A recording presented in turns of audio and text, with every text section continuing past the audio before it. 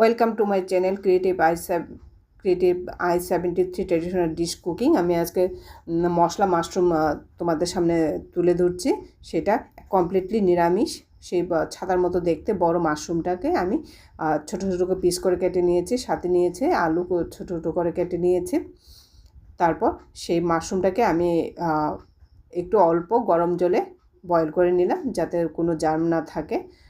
তো তারপর সেদ্ধ করার পর সেই মাশরুম আর আলুটাকে ভালো করে তেলে ভেজে নিলাম। আগে আলুটাকে ভালো করে ভেজে নিয়েছি। মোটামুটি ভাজা হওয়া যাওয়ার পর সেই সেদ্ধ করা মাশরুমটাকেও আমি ওই আলুর সাথে হালকা ভেজে নিলাম।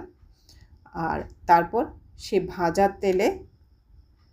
ভাজা তেলে আমি গোটা মশলা যে গোটা মশলাতে ছিল শুকনো লঙ্কা, তেজপাতা, জিরা, গোটা জিরা, আজওয়ান, কাঁচা লঙ্কা, সেটা ভালো করে দিয়ে নেড়ে চেড়ে তারপর টমেটো আর বাদাম দিয়ে দিলাম।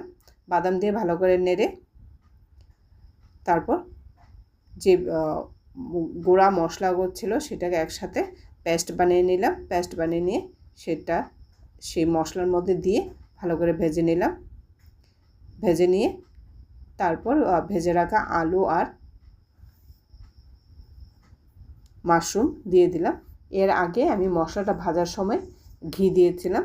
ঘিটা মশলা ভাজার সময় দিলে পরে একটা যে মশলার একটা মিষ্টি গন্ধ সেটা থাকে, আর নয়তো কাঁচা একটা গন্ধ থাকে। তার জন্য আমি ভাজা মশলাটার মধ্যে ঘিটা দিয়ে দিলাম।